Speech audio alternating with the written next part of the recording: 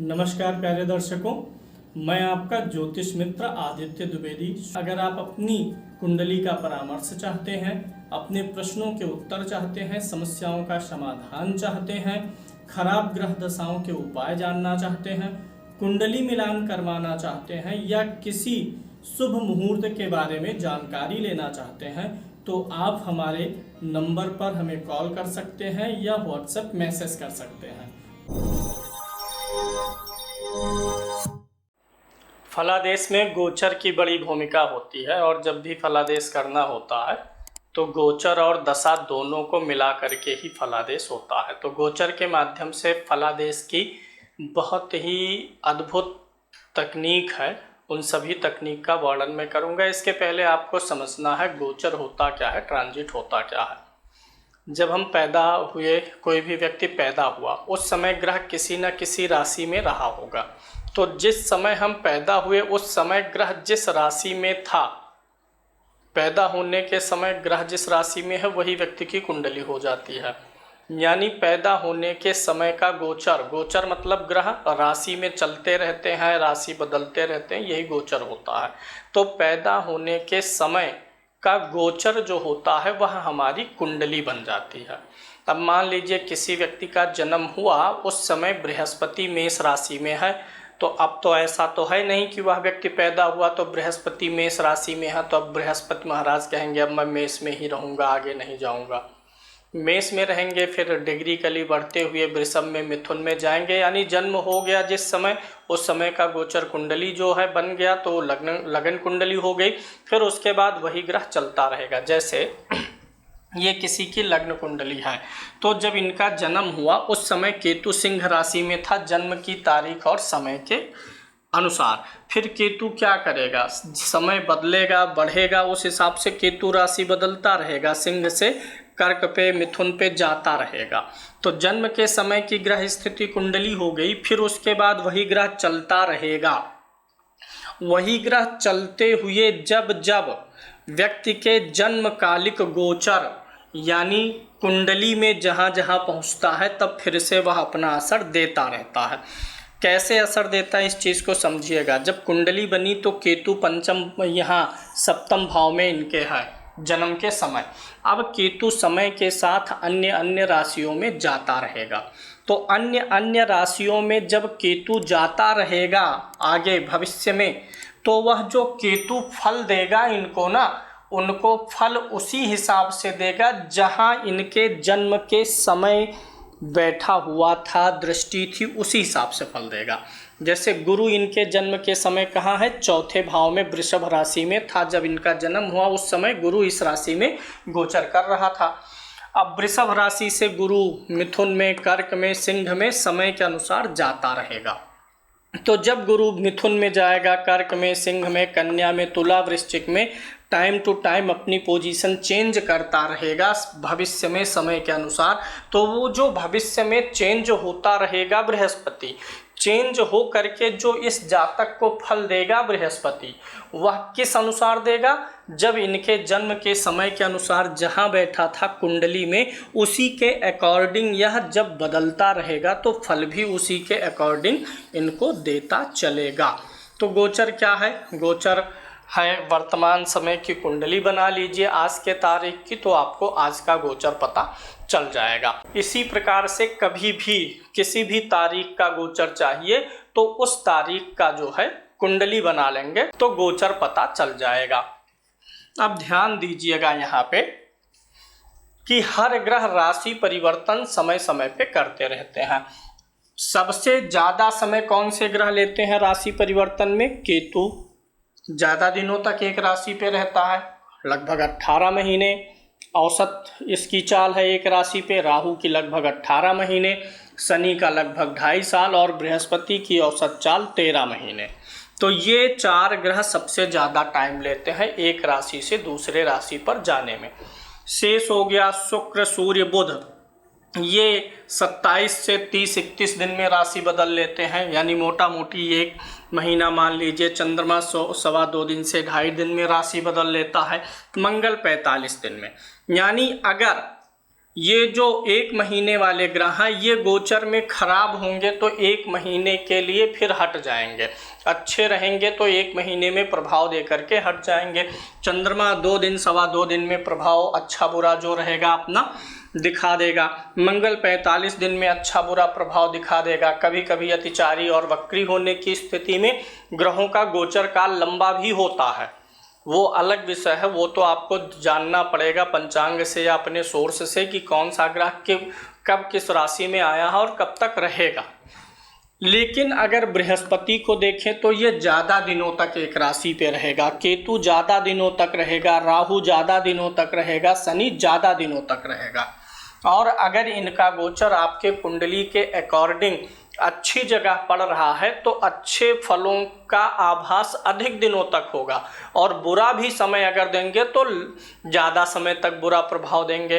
तो इसलिए गोचर के समय ध्यान तो सभी ग्रहों का रखना है, लेकिन जो एस्ट्रोलॉजी कर रहे हैं या जो स्वयं भी देख रहे हैं, समझ रहे हैं कुंडली वगैरह, ना ही प्रोफेशनल है, तो हर व्यक्ति को इन 4 ग्रहों का गोचर हमेशा दिमाग में रखना चाहिए कि राहु कब राशि में गया है, किस राशि में है आज की तारीख में, और कब तक रहेगा, अगली राशि में कब जाएगा।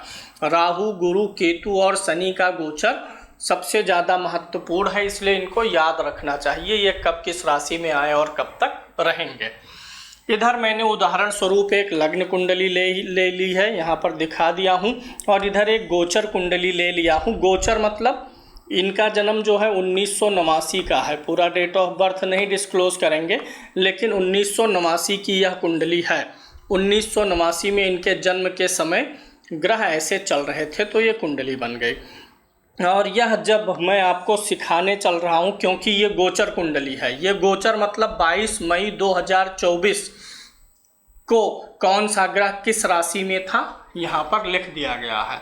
तो 22 मई 2024 के ग्रहों के गोचर को इनकी कुंडली पे कैसे टैली करके फलादेश करना है, इसलिए यहाँ पर दोनों चीज़ें मैंने लिखी हुई हैं। ये आपकी लग्न कुंडली होगी, और जिस समय के गोचर अक्सर गोचर वर्तमान के लिए ही देखा जाता है, वर्तमान आने वाले साल 2 साल के लिए लोग टैली करते हैं।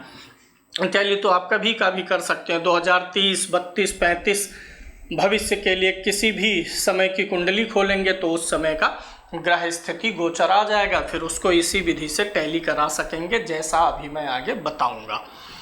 तो चलिए सूत्रों पर चलते हैं और समझाते हैं कि गोचर में कैसे क्या क्या देखना चाहिए। गोचर में जो पहली बहुत सारी चीज़ें हैं, पूरा कार्यक्रम में समझाने वाला हूँ। पहली चीज़, एक तो हर व्यक्ति इतना अब अभ्यस्त हो गया है कि कौन से ग्रह की दशा चल रही है, हर व्यक्ति अपने दशाओं को देखता कि हाँ मेरी इस ग्रह की दशा आ गई है तो मुझे क्या क्या फल मिलेगा। कोई भी ग्रह अपनी दशा में क्या क्या किन किन चीज़ों का फल देता है, कुंडली के किन भावों को छूता है, किन भावों से जुड़ा फल देता है, यह मैं आपको पहले समझाता हूँ। फिर मैं आपको बताऊँगा कि किसी ग्रह की दशा चल रही है, अंतरदशा मान लीजिए शुक्र की चल रही है। अब शुक्र की अंतरदशा अगर किसी व्यक्ति की 2 साल की है तो उन 2 सालों में शुक्र कब कब किस किस घर का फल देगा ये बताऊंगा, और आगे दोहरा गोचर, अष्टक, वर्ग गोचर में सब कुछ बहुत सारी चीज़ें समझाने वाला हूँ। पहले आपको ये देखना है कि कोई भी ग्रह किन किन भावों का फल देता है। जैसे यहीं पर उठा लेते हैं मंगल को, इनकी मंगल की अंतरदशा चल रही है। महादशा के लिए भी यही नियम लागू होगा, लेकिन आमतौर पे घटनाओं के समय के निर्धारण के लिए अंतरदशाओं से ही हम निकालते हैं, क्योंकि महादशाएं बहुत बड़ी बड़ी होती हैं, 20-20 साल की। मंगल इनको कहाँ कहाँ का फल देगा, जब मंगल की अंतरदशा आएगी तो मंगल कहाँ कहाँ का फल देगा। पहला नंबर, कोई भी ग्रह कुंडली में जहाँ बैठा होता है उस भाव का फल देता है। मंगल 4थे भाव का फल देगा। कोई भी ग्रह कुंडली में जिन भावों का स्वामी होता है उनका फल देता है। पहले नंबर पे जहाँ बैठा है, दूसरे नंबर पे जहाँ का स्वामी है, तीसरे नंबर पर वह ग्रह जहाँ जहाँ दृष्टि डाल रहा है। इसमें भी एक तरीका है कि किन किन भावों का अधिक फल देगा, ये भी अभी मैं प्रयास करूँगा यहीं कवर करूँ। हालांकि गोचर से अलग विषय है, दशाओं पे अलग मैं आपको कार्यक्रम दे दूंगा। मंगल जहाँ बैठा है, जहाँ का स्वामी है, जहाँ देख रहा, मंगल की चौथी दृष्टि यहाँ आएगी, सातवीं यहाँ आएगी, आठवीं यहाँ आएगी। मंगल जिस राशि तुल्य नवमांश में है उस भाव का फल देगा। राशि तुल्य नवमांश कैसे निकालना? किसी भी ग्रह के लिए, कोई भी ग्रह जिसकी अंतर्दशा चल रही है आपकी कुंडली के अनुसार, उसे देखिए नवमांश कुंडली में किस राशि में है। नवमांश में जिस राशि में है वह ग्रह, वह राशि लगन कुंडली में जिस भाव में पड़ेगी उस भाव का भी फल उस ग्रह की अंतर्दशा में आएगा। जैसे ये तो गोचर है, 1 मिनट के लिए आप मान लीजिए कि यह गोचर नहीं नवमांश कुंडली है, इसी की नवमांश कुंडली है। तो मंगल कहाँ बैठा है नवमांश कुंडली में? 12 नंबर की गिनती पर। तो 12 नंबर की गिनती लगन कुंडली में जहाँ होगी उस भाव का भी फल वह ग्रह अपनी अंतर्दशा में देगा। हालांकि यह नवमांश नहीं है, गोचर है, समझाने के लिए मैं आपको ये बता रहा हूँ। दूसरा, हमारे पास कितने वर्ग होते हैं? 16 वर्ग कुंडलियाँ होती हैं। कितनी वर्ग कुंडलियाँ? 16। उन 16 वर्ग कुंडलियों में मंगल की अंतर्दशा या किसी भी ग्रह की अंतर्दशा के लिए यही सारी चीज़ें इस्तेमाल करना है। 16 वर्ग कुंडलियों में मंगल जिन जिन कुंडलियों में लग्न में होगा, 16 वर्ग कुंडलियों में जहाँ जहाँ लग्न में होगा या लग्नेश होगा, उस वर्ग कुंडली से जिस विषय का विचार होता है उस विषय से जुड़े हुए भाव या उस विषय से जुड़े हुए फल को भी अपनी अंतर्दशा में देगा। मान लीजिए सप्तमांश से हम क्या देखते हैं? संतान को देखते हैं। मंगल सप्तमांश कुंडली के लगन में है या मंगल सप्तमांश कुंडली का लग्नेश है, तो संतान से जुड़ी हुई गतिविधियां भी मंगल की अंतर्दशा में हो सकती हैं। इसके अलावा मंगल जिस ग्रह के नक्षत्र में बैठा होगा, वह ग्रह जहाँ बैठा होगा, जिस भाव का स्वामी होगा, उसका भी फल आएगा। तो ये तो जनरल में और भी बहुत सारी बातें हैं जिसके लिए अलग से मैं बताऊंगा अलग कार्यक्रम में। तो ये हो गई मंगल अपना फल देगा। अब यहाँ पे जो हमारा मूल विषय है, जैसे हम मान लेते हैं मंगल की दशा चल रही है, अंतर्दशा गुरु की चल रही है, राहु की, तो जो ये अंतर्दशा का समय होता है ये लंबा होता है। अब मंगल जैसे चौथे में बैठा है, 8वें का स्वामी है, तीसरे का स्वामी है, यहाँ देख रहा है, यहाँ देख रहा है, और तमाम चीज़ें जो अभी मैं आपको बताया। तो कैसे पता चले कि अगर मंगल की अंतर्दशा है, मान लीजिए 1 साल की है मंगल की अंतर्दशा, तो कब हमें अनुमान लग सकता है कि मंगल कब चौथे भाव का फल दे सकता है, कब दशम का दे सकता है, कब 7वें भाव पर दृष्टि डालने का फल देगा? क्योंकि पहले तो अंतर्दशा से आप यह डिसाइड करेंगे किसी ग्रह के लिए कि यह क्या क्या फल किन किन भावों का देगा, तो एक से अधिक भाव निकल के आएंगे। उसमें भी एक तरीका है कि किसी भाव का फल प्रबल रूप से देगा, वो परिलक्षित होगा, आभास होगा जीवन में, उसके लिए अलग से मैं बताऊंगा। तो यहाँ पे आपको देखना, इन साल भर, अगर मंगल की अंतर्दशा कहीं साल भर की है, 1.5 साल की है, तो मंगल कब किस चीज़ का फल देने वाला है, यही सूत्र पहला हमारा बन रहा है किसी भी ग्रह के लिए। जैसे गुरु की अंतर्दशा चल रही है, तो गुरु कुंडली में धन भाव का स्वामी है, लाभ भाव का स्वामी है, चौथे भाव में बैठा है, दशम को देख रहा है, अष्टम को देख रहा है, द्वादश को देख रहा है, और राशि तुल्य नवमांश में होगा वर्ग कुंडली में। तो लगन कुंडली से कैसे पता करेंगे कि गुरु चौथे भाव में बैठे होने का फल कब दे रहा है, कब दशम का दे रहा है, कब अष्टम पे दृष्टि डालने का दे रहा है? बहुत आसान सी विधि है। चलिए मान लेते हैं यहाँ पे मंगल की अंतर्दशा चल रही है। अब मंगल की अंतर्दशा यहाँ पर हम 1 साल के लिए मान ले रहे हैं। अब उस 1 साल में मंगल कब कब कहाँ का फल देगा, इसके लिए हमें क्या चाहिए? जब मंगल की 1 साल की अंतर्दशा है, जिस समय भी मंगल की अंतर्दशा चल रही है, मान लीजिए आज 2024 में चल रही है, 26 में चलेगी। कभी भी जब भी जिस ग्रह की अंतर्दशा चल रही है उस समय का गोचर खोल लेना है, उस समय की गोचर कुंडली बना लीजिए, यानी उस समय की कुंडली बनाएंगे तो वही उस समय की गोचर कुंडली होगी। जैसे यहाँ पर मैं मानता हूँ मंगल की दशा चल रही है और 22 मई 2024 को मैंने यहाँ पे गोचर ले लिया। अब मंगल कब कब कहाँ का परिणाम देगा अपनी अंतर्दशा में, देखिए मंगल की अंतर्दशा 1 साल की, मंगल कुंडली के चौथे भाव में बैठा है। अब इस 1 साल की अंतर्दशा में चौथे भाव का फल कब देगा, जब उस 1 साल की अंतर्दशा के दौरान गोचर में मंगल, गोचर कुंडली में मंगल जन्म कुंडली के चौथे भाव में आएगा या चौथे भाव को देखेगा। यानी अंतर्दशा तो कुंडली की चलेगी और उस अंतर्दशा में फल हमें कब मिलेगा, उस अंतर्दशा के दौरान जब गोचर हम देखेंगे, गोचर में जिसकी अंतर्दशा चल रही है वह ग्रह जब अपने भाव को देखेगा, अपने भाव में जाएगा, तब फल मिलेगा। यहाँ वर्तमान समय में मंगल किस राशि में है, मीन राशि में है। मीन राशि इनकी कुंडली में कहाँ पड़ती है, यहाँ पड़ती है। यानी अगर आज के इस तारीख के गोचर में मंगल को लें तो मंगल यहाँ पर बैठा हुआ है। मंगल कुंडली में कहाँ है, चौथे में। मंगल की दशा चल रही है, मंगल तीसरे भाव का भी स्वामी है तो तीसरे का भी फल देगा। इस 1 साल की अंतर्दशा में मंगल तीसरे भाव का फल तब देगा जब वह गोचर में मेष राशि में आएगा। जब मंगल गोचर में वृषभ राशि में आएगा तो कुंडली के चौथे भाव में बैठे होने का फल देगा। मंगल की चौथी दृष्टि कहाँ आ रही है, यहाँ पर। तो मंगल की अंतर्दशा के दौरान जब मंगल गोचर में सिंह राशि में आएगा या सिंह राशि को देखेगा, राशि में आएगा तो फल की जो डेंसिटी है वह थोड़ी अधिक रहेगी, ज़्यादा आभासिक फल रहेगा।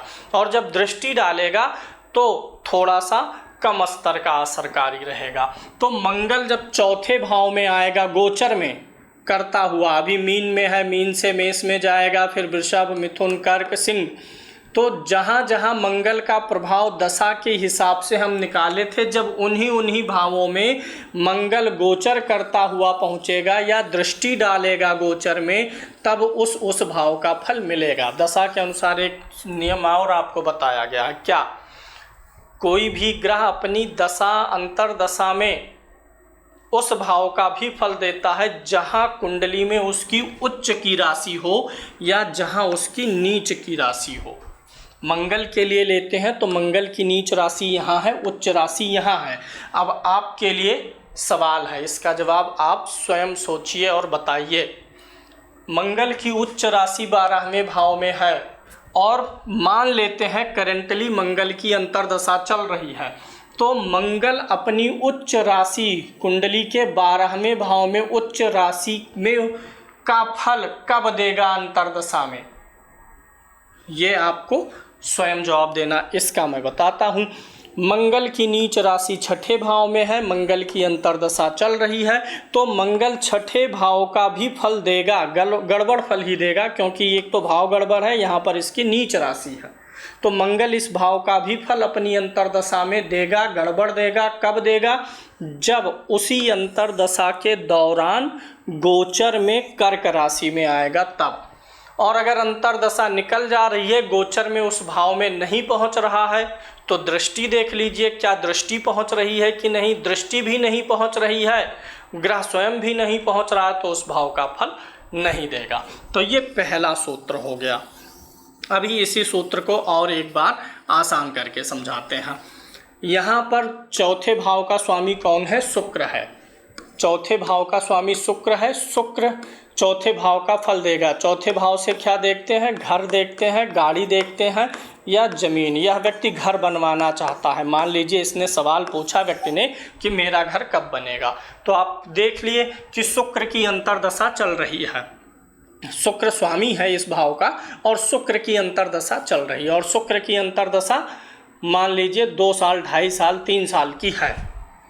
तो शुक्र की अंतर्दशा देख लिए। अब उस 3 वर्षों के दौरान जब भी शुक्र गोचर करता हुआ इनकी लग्न कुंडली के चौथे भाव में आएगा, जिन जिन महीनों में, उन महीनों को नोट कर लीजिए। अब 3 वर्ष के दौरान तो कई बार आएगा ना, सॉर्ट आउट करना सिखा रहा हूँ। जो भी सूत्र जाने हैं उससे एक स्टेप अलग का है, क्योंकि मंगल का गोचर, सूर्य बुध शुक्र का, तो इनकी अंतर्दशाएं भी छोटी होती हैं और गोचर भी छोटा होता है। लेकिन अगर बड़ा अंतराल आ गया अंतर्दशा में, तब कैसे देखेंगे? वहाँ पे शॉर्ट लिस्ट करने का तरीका, जैसे शुक्र यहाँ पर हो गया, शुक्र की अंतर्दशा हो गई, गोचर करता हुआ शुक्र जब जब वृषभ राशि में आएगा, कुंडली के वृषभ राशि में, उन समय को नोट कर लीजिए। मान लेते हैं एक बार आ गया जनवरी, गोचर करता हुआ जनवरी में आएगा, एक बार मान लेते हैं फिर अगले साल आ गया फरवरी में, फिर अगले साल एक बार आ गया दिसंबर में, उसी साल, ऐसे 3-4 बार आएगा। तो क्या 3-4 बार घर बन जाएगा साल 1.5 साल के भीतर में ही? नहीं, इसमें क्या करना है, जब भी अंतर्दशा वाला टाइम फ्रेम लंबा होगा या ना भी लंबा हो, यह सूत्र हमेशा लगा सकते हैं। जैसे मंगल का ही फल लेना था, तो मंगल जब चौथे भाव में आएगा, चौथे पे दृष्टि डालेगा, वह टाइम, और उसी के साथ साथ एक चीज़ और, शुक्र चौथे भाव में आएगा, उसी के साथ साथ जब कई बार आ रहा है तो यह भी देखिए कि गुरु गोचर में कब चौथे भाव पर दृष्टि डालेगा या चौथे भाव में आएगा। फिर वो महीना साइट लिस्ट कर लीजिए, शेष हटा दीजिए, उस समय में काम जरूर हो जाएगा। जैसे मान लेते हैं शुक्र की अंतर्दशा है, घर से जुड़ा सवाल है, 3 साल की अंतर्दशा में 3 बार शुक्र इन राशियों में आ रहा है, इस राशि में गोचर में 3 बार आ रहा है। लेकिन गुरु जो है, सिर्फ फरवरी महीना जो है, इसमें गुरु की भी दृष्टि आ गई है इस भाव पर। अब फरवरी हमारा उत्तर होना चाहिए। तो ये 2 चीज़ें आप ध्यान दीजिएगा। अगला नियम चलते हैं गोचर पे। उम्मीद है अंतर्दशा में घटना कब होगी उसको गोचर से मिला के बोलना आपको आ गया होगा। अधिक अभ्यास की ज़रूरत होगी, वह आप स्वयं से देखिएगा। जैसे अभी मैंने आपको बताया कि भाव का स्वामी जब भाव में गोचर करता हुआ आए या दृष्टि डाले, यह नियम दूसरा, भाव का स्वामी जब गोचर करता हुआ भाव में आए, दृष्टि डाले, साथ ही साथ बृहस्पति भी आ जाए या बृहस्पति भी कहीं से दृष्टि डाल दे, तब बात और पक्की हो जाती है। इस दिस ओके, भाव के स्वामी का गोचर और गुरु का गोचर दोनों का अगर साथ में मिल गया तो बात पक्की है। उस समय अंतर्दशा भी चल रही है, गोचर में भाव का स्वामी भाव पे दृष्टि या युति में है, साथ ही साथ शुभ ग्रह बृहस्पति भी आ गया है, तो कई स्टेप में बातें लागू हो गई, घटना घटित हो जाएगी। अब दूसरे सूत्र पे चलिए। दूसरा सूत्र यह कहता है कि दशा अंतर्दशा ना भी देखना हो, दशा अंतर्दशा किसी की भी चल रही हो, आपकी जो लगन कुंडली है इससे आप ग्रहों का गोचर कैसे मिलान करेंगे। दशा अंतर्दशा वाला सूत्र यहाँ खत्म है। अब गोचर को सिर्फ देखना है। जैसे 22 मई 2024 को राहु इनके यहाँ मीन राशि में गोचर कर रहा है, मंगल के साथ अंगारक दोष में है। यानी गोचर कुंडली में क्या बना है, अंगारक दोष। इसका फल इस जातक के लिए कैसा रहेगा, यह जानने के लिए जो गोचर में चीज़ें बनी हुई हैं, योग अच्छा बना हो, दोष बना हो, जो कुछ भी बना हो, उसे अपनी कुंडली पर अप्लाई करने के लिए आपको यह देखना है कि गोचर में वह चीज़ किस राशि में बनी हुई है। अब यहाँ पर मीन राशि में बनी हुई है, इनकी कुंडली में मीन राशि कहाँ पड़ती है, यहाँ पड़ती है। तो अगर यह अच्छा बुरा जो कुछ भी बनेगा गोचर में, उसका प्रभाव इनकी कुंडली के इस भाव पर आएगा। अंगारक दोष मंगल राहु का बना है, द्वितीय भाव धन का होता है, कुटुंब का होता है, तो द्वितीय भाव से जुड़ी अंगारक दोष के कारण अशुभ प्रभाव आएंगे, इनके परिवार में कलह हो सकती है, इनका अपने परिवार के किसी व्यक्ति के साथ बहस कहा सुनी हो सकती है। द्वितीय भाव दांत मसूड़ा है, दांत मसूड़े से जुड़ी समस्या और धन से जुड़ी हुई चीज़ें नुकसान कर सकती हैं, धन हानि हो जाए, धन फंस जाए, ऐसी चीज़ें। इसी चीज़ को दूसरे ग्रह के उदाहरण से लेते हैं। जैसे सबसे महत्वपूर्ण गोचर कौन सा है? बृहस्पति का, शनि का, राहु का गोचर और गुरु का। गुरु का गोचर इनके लिए कैसा चल रहा है इसको देखते हैं। गुरु 22 मई 2024 को वृषभ राशि में है। अब यह वृषभ राशि इनकी लगन कुंडली में कहाँ पड़ती है? गुरु का उसी भाव से जुड़ा हुआ फल देगा।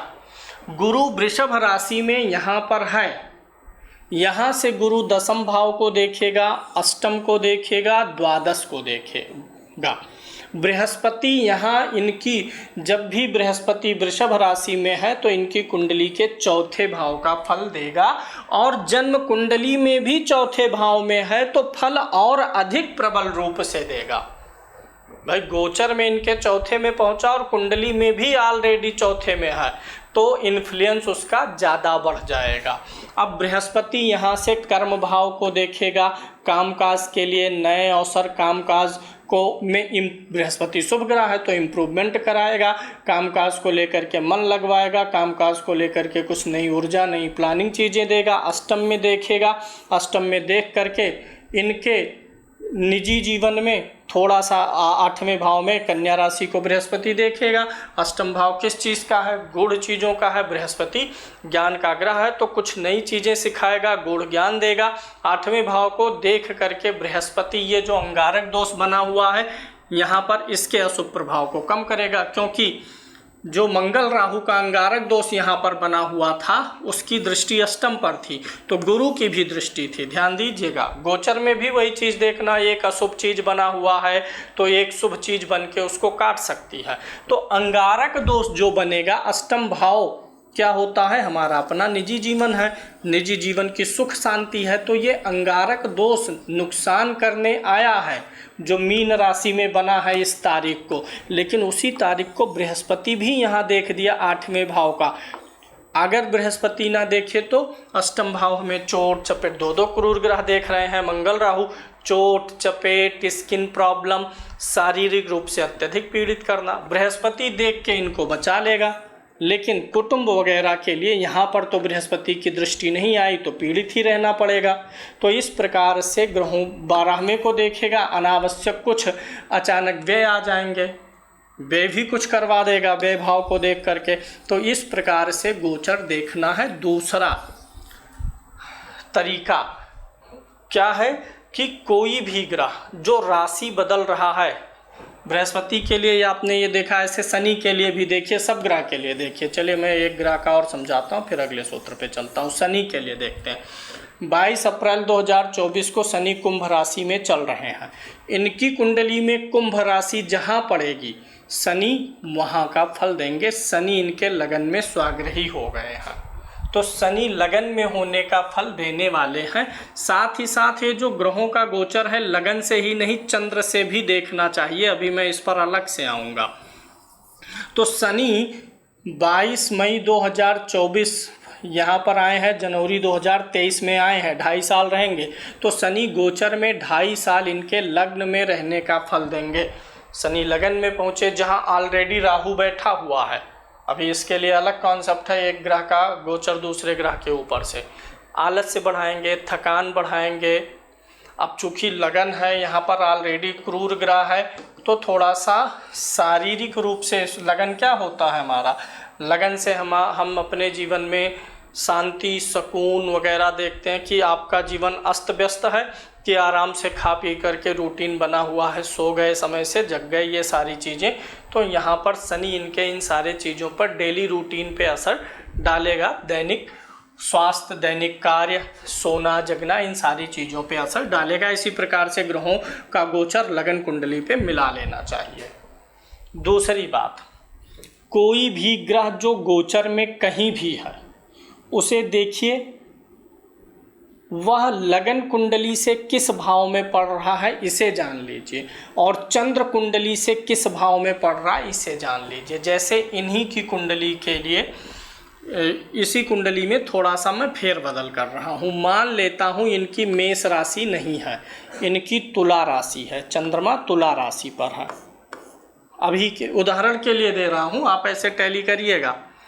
मान लीजिए इनकी कुंडली में चंद्रमा यहाँ पर है, या यहीं पर भी लागू करके जहाँ कहीं भी वो लागू करिए, दो उदाहरण से मैं समझा रहा हूँ।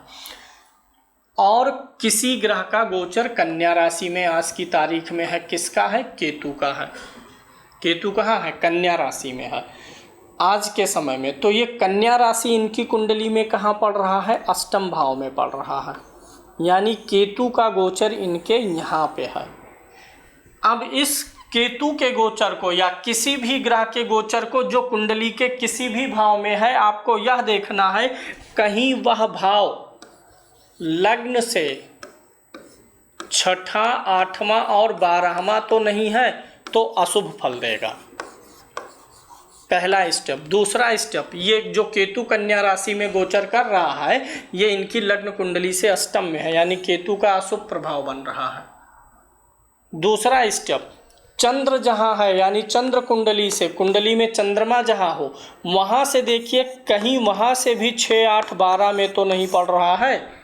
अगर लगन से भी 6, 8, 12 में पड़ेगा और चंद्रमा से ही 6, 8, 12 में पड़ेगा, तो वह गोचर बहुत ज़्यादा अशुभ फल दे सकता है। मानसिक तनाव, चिंता, परेशानी, बहुत कुछ दे सकता है। तो यहाँ पर जो केतु का गोचर है, चंद्रमा से छठे भाव में है और लगन से अष्टम भाव में है, तो इनको चोट चपेट बीच बीच में लगती रही है गोचर के दौरान। हालांकि उपाय वगैरह दान पुण्य से बचते रहे हैं, बहुत भारी कुछ नहीं होने को पाया है। अब जैसे मान लेते हैं चंद्रमा, इसी कुंडली में चंद्रमा यहाँ पर है, गुरु कन्या राशि में गोचर कर रहा है। तो अब बताइए गुरु का गोचर कैसा है? लगन से कहाँ है? 8वें है, और चंद्रमा से कहाँ है? 12वें है। शुभ है कि अशुभ है? अशुभ है। इसी प्रकार से शुभ वाला भी देख सकते हैं। कैसे? अगर लगन कुंडली से किसी भी ग्रह का गोचर 5, 9 में हो और चंद्र कुंडली से भी 5 या 9 में हो, यानी त्रिकोण में हो, ग्रह का गोचर लग्न और चंद्र दोनों से त्रिकोण में पड़ जाएगा, तो उस ग्रह का गोचर उतने समय के लिए शुभ फलदायी होगा। और वहीं अगर ग्रह का गोचर 6, 8, 12 में लग्न और चंद्र दोनों से किसी एक से छठे में पड़े, किसी एक से 8वें में, या किसी एक से 12वें में, या दोनों जगह से ही 6 में पड़ गया, दोनों जगह से ही 8 में पड़ गया, दोनों जगह से ही 12 में पड़ गया, जब लग्न और राशि एक होगी तो ये लग्न और राशि से एक ही जगह पर पड़ेगा। लग्न और राशि अलग होगी तब अलग कॉम्बिनेशन आ जाएगा, एक जगह से 6वें, या एक जगह से 8वें, या एक जगह से 12वें। तब ऐसी स्थिति में भी अशुभ फल देने वाला हो जाएगा। अब यहाँ पर एक सवाल उठता है, किसी की कुंडली में किसी व्यक्ति की लग्न और राशि सेम है, जैसे इनकी कुंभ लगन है और मान लीजिए कुंभ राशि भी है, और केतु अष्टम में आ गया है गोचर में, तो इन्हीं के नहीं, कन्या लग्न और कन्या राशि के हर व्यक्ति के लिए तो आ गया होगा, तो इनको क्या स्पेशली अशुभ फल देगा? क्या दोनों की कुंडलियों में अलग असर दिखेगा? हाँ, दिखेगा।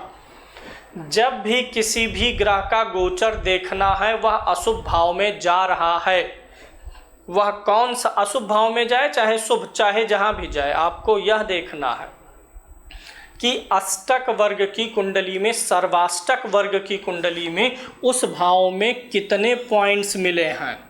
मान लीजिए केतु अष्टम में तो आया, लेकिन यहाँ पर सर्वाष्टक वर्ग की कुंडली में 28 से अधिक पॉइंट मिले हैं।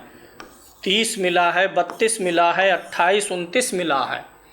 तो अगर किसी भाव में अष्टक वर्ग में शुभ बिंदुओं की संख्या अधिक है, तो अशुभ गोचर का ग्रह जो वहाँ पर पहुँचा है, वह अशुभ नहीं कर पाएगा या बहुत कम करेगा। क्यों? कि अष्टक वर्ग की कुंडली में जिस भाव में अधिक पॉइंट होते हैं वह भाव मजबूत हो जाता है। जैसे ये भाव है, इसमें राशि है और इसी में क्या आएगा, ग्रह आएगा। तो ग्रह शुभ है या अशुभ है, इसका भार किसको झेलना है, भाव को। अरे भाई, आप कुर्सी पर बैठेंगे तो कुर्सी को ही भार झेलना है। अब आप कैसे हैं, वह कुर्सी की क्षमता पर निर्भर है। कुर्सी कमजोर है तो कोई दुबला व्यक्ति भी बैठेगा तो भी कुर्सी पे खतरा बना रहेगा। कुर्सी मजबूत है तो खतरा नहीं बना रहेगा। तो इस प्रकार से अगर अष्टक वर्ग में भाव में पॉइंट्स अधिक होते हैं तो अशुभ ग्रहों का गोचर कम पीड़ा देगा। और मान लीजिए कहीं गोचर शुभ चल रहा है, गोचर शुभ हो गया है, तब क्या होगा।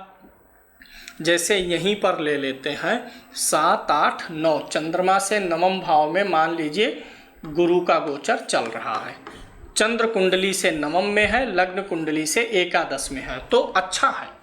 एक जगह से लाभ भाव में है, एक जगह से भाग्य भाव में, अच्छा है। तो यह गुरु का गोचर अच्छा फल कितना कर पाएगा, कम कर पाएगा, यह सर्वाष्टक वर्ग से पता चलेगा। पता चला प्लेसमेंट तो अच्छी है गोचर में, लेकिन सर्वाष्टक वर्ग की कुंडली पर यहाँ 20 पॉइंट है।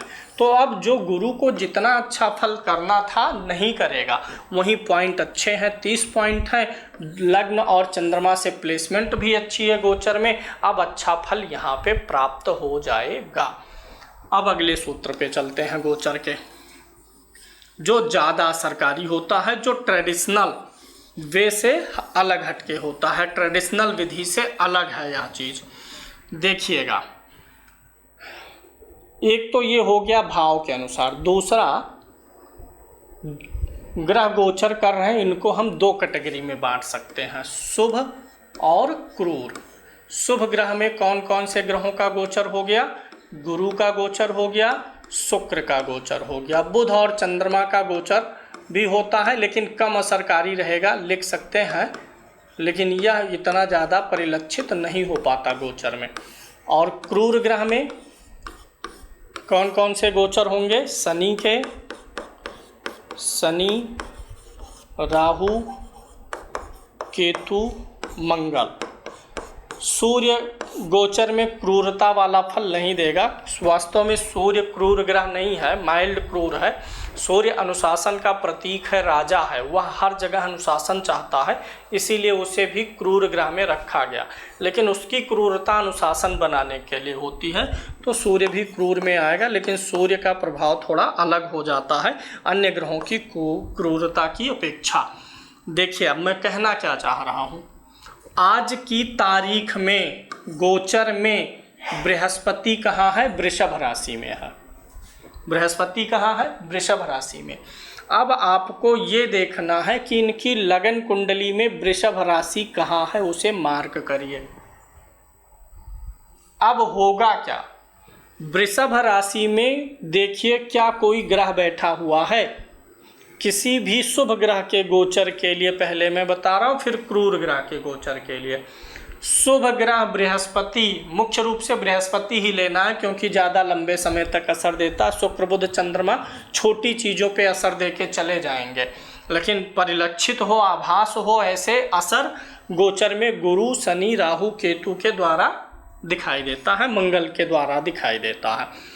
यहाँ पर जो गोचर का गुरु वृषभ राशि में है वह लग्न कुंडली में कहाँ है, यहाँ पर है। लगन कुंडली में वृषभ राशि में कौन सा ग्रह बैठा है, मंगल और गुरु। तो इस चीज को इस प्रकार से बोला जा सकता है कि गोचर का गुरु जन्मकालिक मंगल और गुरु के ऊपर से गुजर रहा है। फिर से दूसरे उदाहरण से मान लेते हैं, ये गोचर कुंडली है, मान लेते हैं इसमें शनि जो है कुंभ राशि में ना होकर के धनु राशि में गोचर कर रहे हैं। आज की तारीख में या इस तारीख में शनि कहाँ गोचर कर रहे हैं, सॉरी शनि नहीं, गुरु कहाँ गोचर कर रहे हैं, धनु राशि में। गुरु का गोचर धनु राशि में। अब आपको देखना क्या है कि इनकी जन्म कुंडली में धनु राशि कहाँ है और उसमें कौन सा ग्रह बैठा है। तो हम इसको ऐसा बोल सकते हैं कि गुरु का गोचर, जब गुरु धनु राशि में है तो गुरु का गोचर इनके जन्मकालिक शनि के ऊपर से हो रहा है। ठीक है, तो यहाँ पे सूत्र क्या बनेगा, गुरु का गोचर जन्म कुंडली पर अप्लाई करने के बाद, गुरु का गोचर जन्म कुंडली में जिस ग्रह के ऊपर से गुजरेगा वह ग्रह कुंडली में जिन भावों का स्वामी होगा, जिस भाव में बैठा होगा, उन भावों के शुभ फल की वृद्धि होगी। Point to be noted. जैसे गुरु आज की तारीख में वृषभ राशि में चल रहा है, तो गुरु का गोचर कहाँ से चल रहा है, मंगल के ऊपर से। मंगल कुंडली में दसम भाव का स्वामी है, तृतीय भाव का स्वामी है। तो इन सारी चीज़ों से जुड़ी हुई कुछ अच्छी चीज़ें, अच्छी सूचनाएं, अच्छी घटनाएं जीवन में हो सकती हैं। जैसे इसी कुंडली में विवाह भाव का स्वामी कौन है, सूर्य है, सूर्य है। और मान लीजिए सूर्य इस कुंडली में कहाँ बैठा है, मीन राशि में बैठा है। गुरु जब मीन राशि में गोचर करेगा तो इनके सूर्य के ऊपर से गोचर करेगा। तो सूर्य द्वितीय भाव में बैठा है, थोड़ा द्वितीय भाव से जुड़ी हुई चीज़ें सूर्य से निकलवाएगा, और सूर्य जिस भाव का स्वामी है उससे जुड़े हुए फल जीवन में आएंगे। कुल मिलाकर के ये बात है कि गोचर का शुभ ग्रह, गोचर का शुभ ग्रह जन्म कुंडली के जिस ग्रह के ऊपर से गुजरेगा वह ग्रह कुंडली में जिस भाव का स्वामी है, जहां बैठा है, उससे जुड़े शुभ फलों की प्राप्ति होने की संभावनाएं रहती हैं। इसी का अपोजिट कर लीजिए, क्रूर ग्रह का गोचर। जैसे इनके लगन में राहु बैठा है और अभी वर्तमान में शनि कहाँ चल रहा है, कुंभ राशि में ही गोचर कर रहा है। तो गोचर का शनि इनके जन्मकालिक राहु के ऊपर से जा रहा है। एक क्रूर ग्रह यहाँ बैठा है, दूसरा क्रूर ग्रह इसके ऊपर से जा रहा है।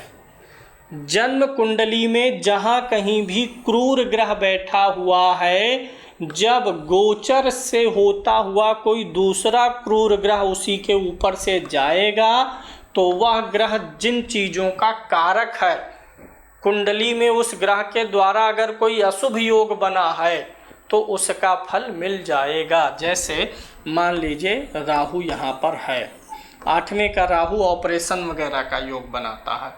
तो जब गोचर में इसके ऊपर से, गोचर में जब भी कोई ग्रह राहु के ऊपर से जाएगा, क्रूर होगा, केतु जाए, शनि जाए, बड़े लंबे दीर्घकालिक अवधि वाले क्रूर ग्रह जाएंगे तो राहु का जो अशुभ प्रभाव है वो मिल जाएगा। राहु लगन में है, अशुभ ग्रह है, अशुभ प्रभाव दे। अगर इसका जो भी अशुभ प्रभाव और शुभ प्रभाव होगा यह कब मिलेगा, राहु का जो अशुभ प्रभाव होगा वह तब मिलेगा जब इसके ऊपर से कोई क्रूर ग्रह गोचर करेगा, और राहु का शुभ प्रभाव तब मिलेगा जब इसके ऊपर से कोई शुभ ग्रह गोचर करे। अरे भाई, हर ग्रह में शुभ अशुभ फल देने की क्षमता होती है। हर ग्रह ना तो 100% अच्छा ही फल करेगा, ना 100% बुरा फल करेगा। जो भी जितना भी परसेंट उसके अंदर अच्छा है या बुरा है वह गोचर में कब फल देगा, जब शुभ ग्रह उसके ऊपर से जाएगा तो वह अपना शुभ फल देगा। 10% 20% जितना भी होगा उसके अंदर शुभता, और जब क्रूर ग्रह उसके ऊपर से जाएगा तो वह उस समय अपना क्रूर फल दे देगा, जो भी उसके अंदर क्षमता होगी। तो एक तो आप ये समझ लिए कि शुभ ग्रह का गोचर अच्छा है, दूसरा क्रूर ग्रह का गोचर खराब है। एक क्रूर ग्रह दूसरे क्रूर ग्रह के ऊपर से जाएगा तो खराब फल करेगा, लेकिन अगर एक क्रूर ग्रह किसी शुभ ग्रह के ऊपर से जाए तब, जैसे इसी कुंडली में चंद्रमा शुभ ग्रह है, चंद्रमा शुभ ग्रह है, शुक्र शुभ ग्रह है, गुरु शुभ ग्रह है। अब अगर शनि यहाँ से जाएगा तो दोनों के ऊपर से जाएगा, एक क्रूर के ऊपर से जाएगा, एक शुभ के ऊपर से जाएगा।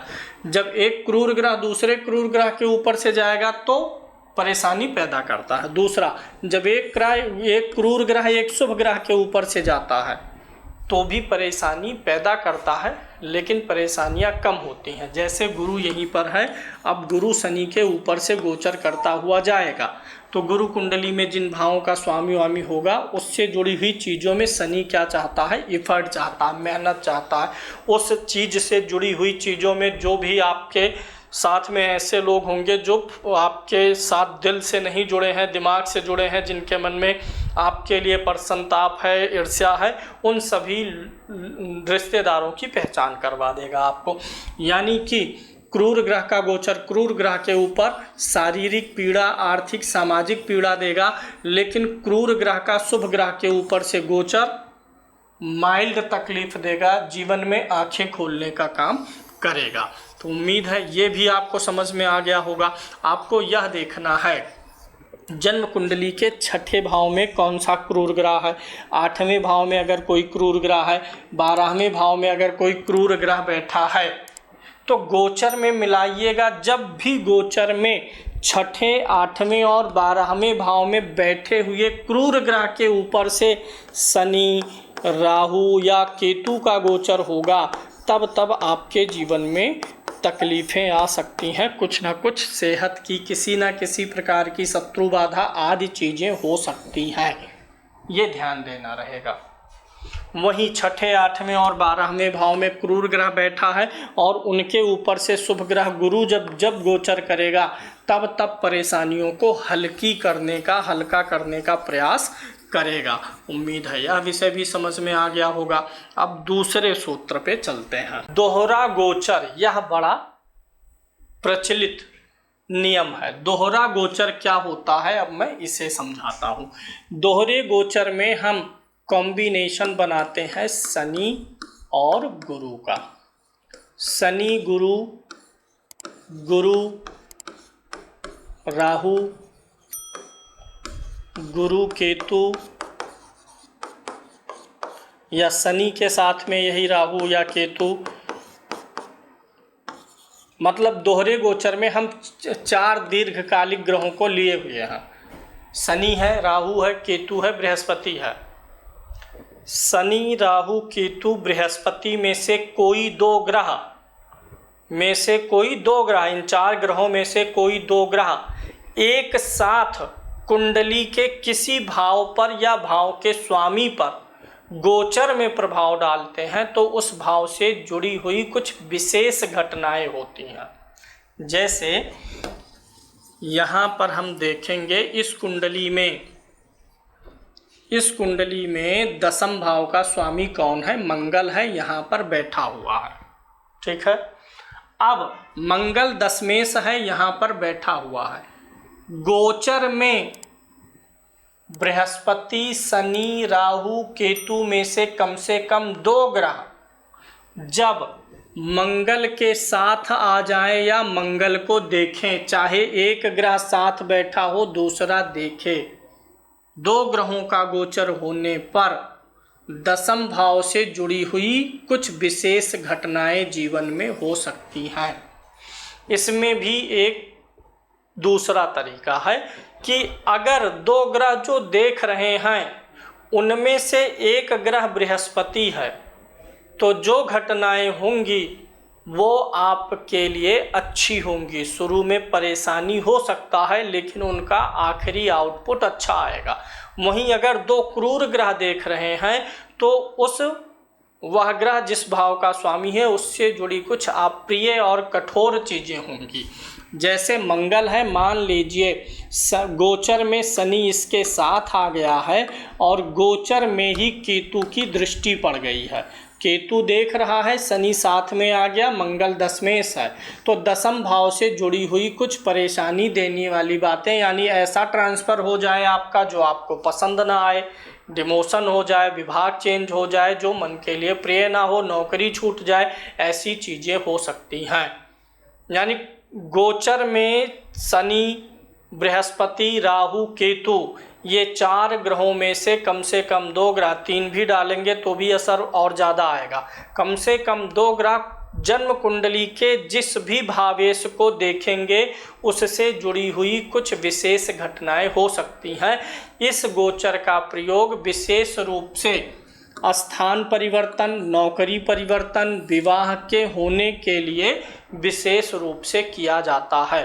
और जब यह दोहरा गोचर चल रहा हो उस समय अगर भाव के स्वामी की अंतर्दशा होगी तो बातें और भी पुष्ट हो जाती हैं।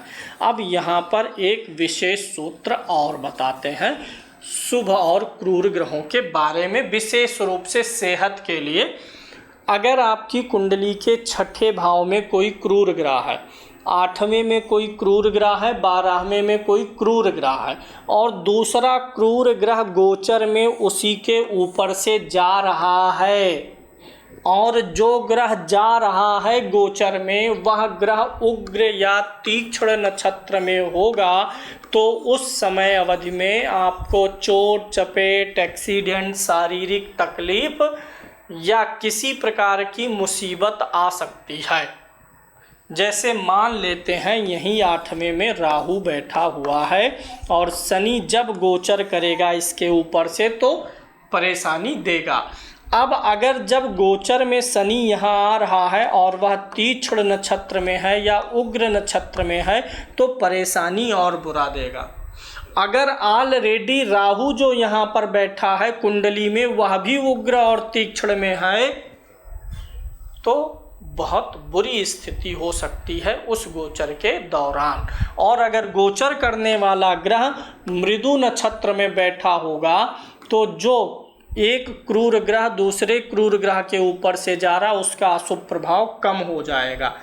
अगर बाई चांस राहु भी मृदु नक्षत्र में है और शनि गोचर के दौरान भी मृदु नक्षत्र में है तो भी चीज़ें हल्की हो जाएंगी। या जो ग्रह गोचर में यहाँ होता जा रहा है या जो ग्रह यहाँ बैठा हुआ है छठे, 8वें, 12वें में वह पुष्कर भाग में होगा, पुष्कर नवमांश में होगा, तो भी जो क्रूर ग्रह का गोचर उसके ऊपर से है उसकी अशुभता को कम कर देगा।